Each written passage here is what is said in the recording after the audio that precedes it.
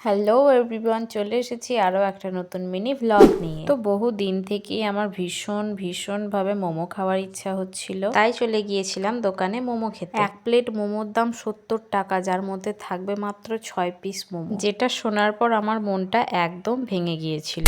মানে ভাবতে পারছো, দোকানে খাওয়ার ইচ্ছাটা তো আমার একদমই চলে গেল, কিন্তু ক্রেভিংসকে আর কি জবাব দেব। তাই আমি আর মা ইউটিউবে ভিডিও দেখে সব থেকে সহজ পদ্ধতি অবলম্বন করে মোমো বানানোর প্রিপারেশন শুরু করলাম। তো মোমো বানানোর জন্য যেটা সবার প্রথমে লাগবে সেটা হচ্ছে ময়দা। যেহেতু আমরা প্রথমবার বানাচ্ছিলাম তাই আমরা ময়দার পরিমাণটা খুবই অল্প রেখেছিলাম। আমরা এখানে শুধুমাত্র 250 গ্রাম ময়দা নিয়েছিলাম। তোমরা চাইলে তোমাদের ফ্যামিলি মেম্বার অনুযায়ী অ্যাড করতে পারো। যেমন ভাবে লুচি করা হয় তেমন ভাবে আমরা ময়দাটাকে একটা ডো বানিয়ে নিয়েছিলাম, তারপর লেচি কেটে নিয়েছিলাম একদম ছোট্ট ছোট্ট করে। আর যেহেতু এটা আমরা ভেজ মোমো করছি তাই সবজি হিসেবে নিয়েছিলাম শুধুমাত্র বাঁধাকপি আর গাজর। শুধুমাত্র বাঁধাকপি, কাঁচা লঙ্কা, পেঁয়াজ আর ধনেপাতাটাকে একদম কুচি কুচি করে কেটে নিয়েছিলাম, আর গাজরটাকে গ্রেট করে নিয়েছিলাম। মোমোর স্টাফিং এর জন্য আমরা প্রথমে কড়াতে তেল দিয়ে তার মধ্যে পেঁয়াজ, কাঁচা লঙ্কা, আদা বাটা, রসুন বাটা ইত্যাদি দিয়ে ভালোভাবে নাড়তে থাকি। বেশ কিছুক্ষণ নাড়ার পর এবার আমরা দিয়ে দিয়েছিলাম কুচি করে কাটা বাঁধাকপি আর গ্রেট করে রাখা গাজর। খুব বেশি কিন্তু ভাজবো না, জাস্ট কাঁচা গন্ধটা চলে গেলেই নামিয়ে নেব। স্টাফিং রেডি হয়ে গেলেই এবার আমরা একে একে মোমোগুলোকে রেডি করতে থাকবো। তোমরা তোমাদের ইচ্ছা মতো ও সুবিধা মতো শেপ দিতে পারো। আমরা 3 রকমের শেপ করার চেষ্টা করেছিলাম। এরপর হচ্ছে স্টিম করার পালা। আমাদের কাছে কোনো রকম স্টিমার ছিল না, তাই আমরা একটা গামলায় গরম জল বসিয়ে ওপরে একটা ঝাঁঝরি বাটি তার মধ্যে মোমোগুলোকে একে একে দিয়ে দিয়েছিলাম। Look at the result guys.